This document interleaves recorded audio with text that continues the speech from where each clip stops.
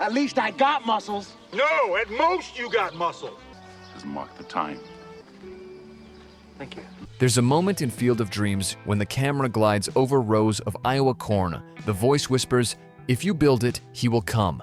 And something in your chest just cracks open. But what if I told you that corn was toxic? The ghosts nearly bailed, and Burt Lancaster filmed his farewell with a secret oxygen tank off camera. This isn't just a baseball fantasy, it's a backstage haunted house with real stakes, wild improvisations, and film history written in sweat. If you love Field of Dreams, buckle up. You're about to walk back onto that field, only this time, you know where the ghosts buried the weird. If this cracked open your nostalgia bone, hit subscribe. We dig up the stories buried beneath your favorite films, one weird fact at a time. Stay haunted, stay curious, and don't miss what's coming out of the corn next. Here are 15 mind-blowing facts about the Field of Dreams you didn't know. 1. The corn was toxic, and it didn't even grow on time. They needed 10-foot corn, but by the time production rolled in, Iowa's crop had barely hit Costner's chest. In a panic, the crew used irrigation tricks and even steroids, yes, for plants. But to keep the corn standing tall under studio lights, they sprayed it with a plastic resin preservative, rendering it completely inedible and mildly toxic. Actors were told not to touch it, and local kids were warned off the field. Still, they shot between stalks daily because aesthetics trumped agriculture. The irony? All that poisonous corn was discarded post-shoot. The farmers said it tasted like varnish, and no, none of the crew dared to test that theory. 2. If you build it was almost something else entirely. If you build it, he will come wasn't always the film's soul-whispering catchphrase. Early script drafts played with other variations, some more cryptic, some shockingly literal. One version even read, "If you plant it, they will return," which sounds more like a pesticide ad than emotional prophecy. Universal was skittish about how poetic to go. Ultimately, the line survived a rewrite storm thanks to Kevin Costner, who reportedly lobbied hard to keep its spiritual ambiguity intact. Now, it's etched into movie history. Ironically, many fans misquote it as, "If you build it, they will come." But that singular he holds the emotional spine. He wasn't just a ghost, he was a father. 3. That iconic farmhouse almost didn't exist. That white farmhouse, the emotional heartbeat of the movie, wasn't part of the original plan. Production considered building the set entirely on a soundstage. But once scouting began in Iowa, Kevin Costner insisted they find a real location with a farmhouse on site. They landed in Dyersville, Iowa, where one farm had everything but the house. So they built it from scratch, white paint and all, right on the edge of the cornfield. The local farmer reportedly wept when he saw the finished product, calling it the dream house he never built. Today, that house still stands. People visit from around the world. It's not just a prop, it's a pilgrimage site. 4. Ray Liotta and Tom Hanks almost played Ray Kinsella. It's impossible to imagine anyone but Kevin Costner walking into that cornfield, but in 1988, producers were circling Ray Liotta and Tom Hanks for the role of Ray Kinsella. Liotta, intense and unpredictable, would have made the movie darker, more ghost story than pastoral myth. Hanks, coming off big, was the studio's top pick for a softer, more whimsical version. But once Costner showed interest, the character was rewritten to fit his quiet strength. Introverted, haunted, reverent. The choice gave the film its stillness. Ironically, Liotta ended up playing shoeless Joe Jackson, bringing that edge to the outfield instead. And Hanks, he'd get his baseball glory later, with A League of Their Own. 5. A tornado.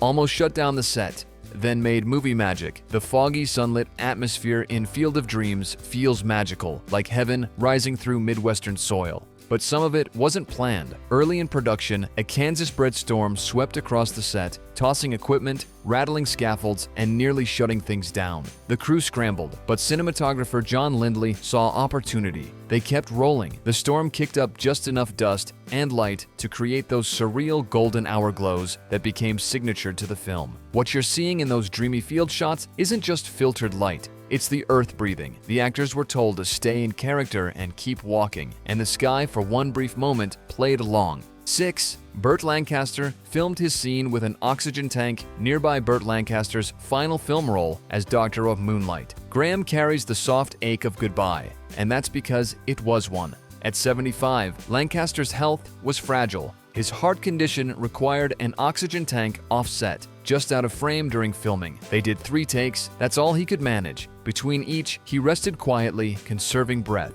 Director Phil Alden Robinson said everyone on set knew they were watching something sacred. When Lancaster says, "It was like coming this close to your dreams and then watching them brush past you," he wasn't acting. That wasn't just Graham's story, it was his own. After filming wrapped, Lancaster quietly retired. The cornfield was his curtain call. 7. Ray Liotta couldn't hit left-handed like Shoeless Joe. Shoeless Joe Jackson was famously left-handed. Ray Liotta decidedly not. In an ideal world, he'd train and fake it. But the crew decided to film Liotta batting right-handed, then flip the image in post-production, except they didn't. They never got around to reversing the footage. So the guy playing Shoeless Joe hits from the wrong side. Baseball fans noticed immediately. Liotta later admitted he had tried to learn to swing lefty, but looked like a drunk trying to kill a wasp. So they just let it ride. The poetic irony, a ghostly baseball legend returning to the field. And even he can't get it exactly right. It's flawed, human, and kind of perfect. 8. The ghost ball players had to be real athletes. Those background players emerging from the corn, not just extras. Every ghostly ball player had to pass a basic athletic test. They held auditions where hopefuls, some actors, some ex-college players were asked to run bases, throw with form, and look like they belonged in a 1919 dugout. Several were cut after day 1 because they ran like accountants, according to the assistant director. The final lineup was mostly former minor leaguers and local Iowa athletes, outfitted in vintage flannels and taught to keep movements subtle and eerie. They were told, "Don't act like ghosts, just play like you've been dead a long time," and miss the game every single day. 9.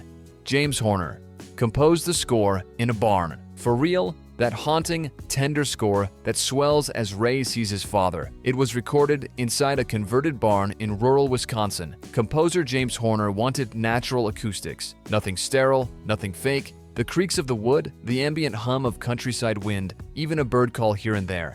They're all real. Horner used only live musicians, no synthesizers, and recorded everything in long takes, capturing imperfections on purpose. He said he wanted the music to breathe like the field. The barn had no heating, so musicians wore gloves between takes. And yes, one violinist did faint during a summer session. Worth it. The score doesn't just play, it lingers like memory. The line, "Ease his pain," was a last-minute ad-lib. One of the film's most quoted moments. "Ease his pain" was never written in the original script the way it appears on screen. During a take between Costner and Burt Lancaster, the dialogue felt stiff. Costner, in a rare improvisational moment, paused and whispered, "Ease his pain." Lancaster looked at him, nodded, and answered with a silent, aching stillness. That take made the final cut. Director Phil Alden Robinson said it changed the emotional rhythm of the scene, made it more about quiet understanding than exposition. Test audiences cried. Studio execs wanted it rewritten for clarity. Robinson refused. He knew they'd captured the film's thesis in just 3 words. Sometimes less isn't just more, it's mercy. 11. Iowa played itself and became a shrine. Unlike most Hollywood productions that disguise Canada or Burbank as anywhere, USA, Field of Dreams was shot entirely in Dyersville, Iowa. And not just for the scenery, the town became part of the film's emotional geography. Locals volunteered as extras, donated vintage farm tools, and shut down highways so Costner could stroll undisturbed. After production wrapped, Universal wanted to tear down the field, but the owners refused. They kept the diamond intact, and soon, pilgrims began arriving. By 1990, thousands visited annually. People played catch with strangers. Some scattered ashes on the mound. A place made for a movie became sacred soil. Iowa didn't just play itself, it played all of us looking for a second chance. 12. Terrence Mann wasn't in the book and almost didn't make it to screen. In W.P. Kinsella's novel Shoeless Joe, the reclusive author Ray seeks out isn't Terrence Mann, it's J.D. Salinger. But by the 1980s, Salinger had become so litigious that Universal knew better than to try. So, the character was rewritten as Terrence Mann, a composite of black intellectuals and civil rights-era writers. Casting James Earl Jones added thunder to the role. But not everyone was happy. Some execs thought the rewrite diluted the story. Others worried about political backlash. Kevin Costner reportedly fought to keep Jones, saying Mann gave the film its spine. He was right. Without Terrence Mann's monologue about Baseball, America, memory, Field of Dreams would have been a sweet fable. With him, it became a gospel. 13. Kevin Costner risked his career to make this movie fresh off Bull Durham. Kevin Costner was riding a baseball movie hot streak, but his agents were nervous. Another cornfield drama? About ghost players and a disembodied voice, it sounded like box office death. Universal didn't want him. Costner pushed hard. He believed in the story's emotional pull and used his star power to force it through production. The gamble could have backfired. Instead, it turned him into a cinematic mythmaker. What's wild is that Field of Dreams was so personal to Costner that he didn't even take his usual fee up front. He just wanted it made. That final scene, father and son tossing a ball, is Costner betting on feelings over finance and winning 14. That car line at the end, not CGI, real drivers, real tears. You remember it. Dusk falls and headlights stretch across the horizon. Hundreds of cars slowly approaching the field. In today's world, that would be CGI filler. But in 1988, it was real. The production put out a call to Iowa locals. They came by the hundreds. Each car was directed down country roads to form a snake of light. Drivers were told to move slowly and not honk. Some cried while driving. Others brought their kids in pajamas. From the ground, it looked like magic. From a helicopter, it looked like a small miracle. That shot, warm, infinite, intimate, wasn't storyboarded. It was felt. You can't fake that kind of reverence. It's how belief looks. 15. They shot an alternate ending, but buried it in the corn. There's only one ending in your heart, Ray playing catch with his dad. But Universal worried that audiences wouldn't get the message. So, they filmed an alternate ending. A sweeping crane shot over the field, with Ray walking off into the corn, fading into the mist. It looked beautiful, but it felt hollow. During test screenings, people didn't cry, they blinked. Director Phil Alden Robinson threw it out. "This isn't about mystery," he said. "It's about healing." So they stuck with the soft toss, a glove, a look, a catch. It wasn't cinematic closure, it was emotional exhale. The alternate ending now lives in a dusty archive. Or maybe it blew away, rustling through the corn. You've seen the film, you've walked the rows, listened to the whisper, cried at the catch, but now you know the truth. Field of Dreams wasn't just built for the screen, it was conjured by dying actors clinging to a final line, by a town that turned into a shrine, by a storm that gave light, by a studio that almost blinked, and a lead actor who didn't. In the end, it wasn't about baseball, it was about second chances, unspoken love, and how some ghosts don't haunt, they heal. And if you listen closely, maybe you'll still hear it even now. A voice in the corn saying, "You are always part of the dream."